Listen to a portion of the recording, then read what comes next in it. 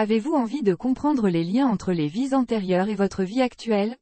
Souhaitez-vous apprendre à en décortiquer les nombreuses subtilités? Voir ou lire des vies passées est très facile, mais ce sont les analyses qui donnent un réel sens à la lecture. Cette vidéo n'est pas arrivée à vous par hasard. Alors regardez-la bien jusqu'à la fin, car elle vous apportera des réponses insoupçonnées. Imaginez, juste savoir que vous avez été, par exemple, un moine ou une nonne dans une vie antérieure ne va pas forcément vous avancer à grand-chose. Analysons donc un peu plus. Mais d'abord, saviez-vous qu'il existe 3 types de schémas de vie?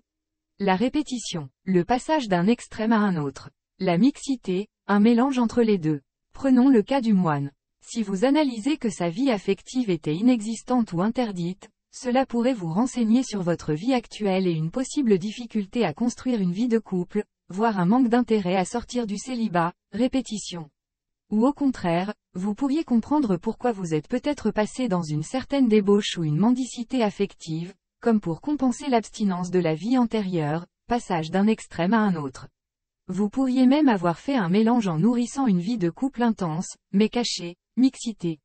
Voilà une analyse simple à faire, mais allons plus loin. Si vous décortiquez sa vie professionnelle et observez qu'il n'avait jamais le droit d'exprimer son point de vue à ses supérieurs, du fait de la croyance religieuse d'un Dieu omniscient, alors cela pourrait vous éclairer sur les raisons pour lesquelles vous êtes à une place professionnelle où votre supérieur refuse de vous écouter. De là, nous pourrions penser que le tort revient au supérieur qui n'écoute pas. Mais ne serait-ce pas vous-même qui auriez également demandé à ce qu'il ne vous écoute pas, en raison de votre croyance religieuse provenant de la vie antérieure et dans laquelle vous êtes inconsciemment resté piégé, comme si vous aviez pensé qu'il n'existait pas d'autre mode de fonctionnement?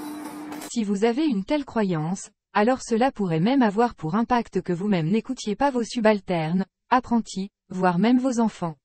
Tout simplement parce que vous êtes encore inconsciemment empêtré dans une ancienne croyance limitante.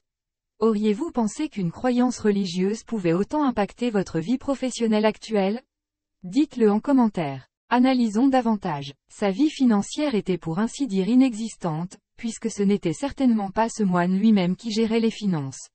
Il avait donc probablement imprimé qu'il devait vivre au crochet des autres. Que pensez-vous que cela pourrait avoir comme conséquence dans votre vie actuelle? Répétition. Vous vous rendez dépendant de l'argent d'autrui, de l'État ou d'autres organismes. Passage à l'autre extrême. Vous gérez l'argent de tout le monde et, ou devenez obsédé par l'argent.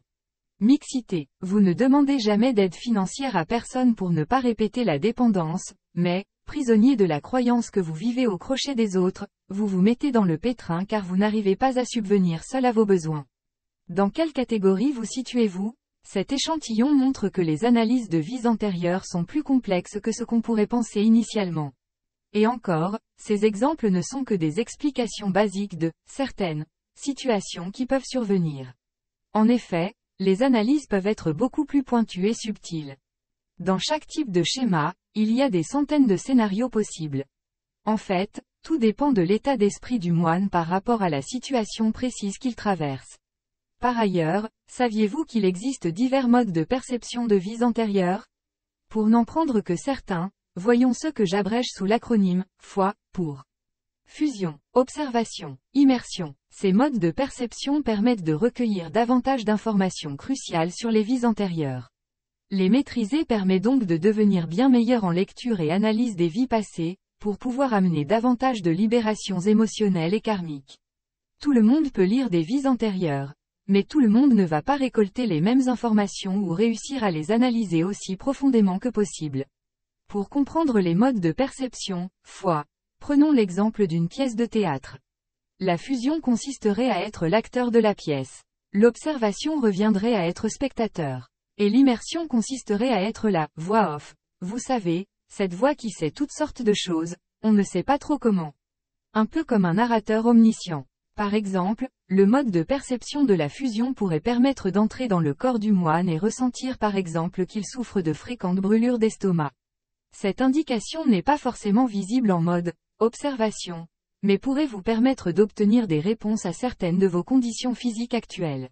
L'observation pourrait vous amener un complément d'information sur, par exemple, le fait que le monastère se trouvait dans un endroit particulièrement isolé. Ceci pourrait avoir des impacts sur vos lieux de résidence actuels et votre appréciation, ou pas, de ces lieux. L'immersion vous permettrait d'avoir toutes sortes d'informations complémentaires, y compris sur son enfance par exemple. Vous pourriez ainsi découvrir que le moine se faisait fréquemment rabaisser par sa mère, ce qui aurait pu le conduire à manquer d'amour de lui-même, voire à devenir misogyne en guise de révolte. Et évidemment, de telles programmations inconscientes pourraient trouver un écho dans votre présent. En identifiez-vous certains? Dans le livre « L'influence des vies antérieures dans le présent », vous découvrirez des perles rares sur les explications logiques, pertinentes et extrêmement pointues concernant les vies passées et la réincarnation. Les analyses des vies antérieures n'auront plus de secret pour vous. Ce livre est écrit simplement pour s'adresser à tous, même si les enseignements qui y sont contenus sont d'une profondeur incroyable. De plus, à l'aide des nombreux passages participatifs, ainsi que des techniques incluses, vous pourrez vous-même plonger dans un univers captivant et vous redécouvrir sous un nouveau jour. Vous pourrez même traiter les blessures passées à l'aide de la TAEV, technique de l'âge, de l'émotion et du vécu, la technique phare de la méthode Crystal Reader. Et pour aller plus loin, ne manquez pas le prochain cursus complet de formation sur la lecture et le traitement des vies antérieures, de mémoire d'enfance et prénatale. Et oui, tout le monde peut apprendre à lire et traiter les vies antérieures. Vous aussi, ce n'est pas une aptitude réservée à une élite ou un don acquis uniquement à la naissance. Que diriez-vous de pouvoir vous soigner vous-même ou votre entourage? Des questions? Consultez le site crystalreader.com. Et vous, que voulez-vous savoir sur les vies antérieures? Commentez ou laissez-moi un message et je vous répondrai dans une prochaine vidéo. Abonnez-vous donc pour ne rien manquer. À bientôt.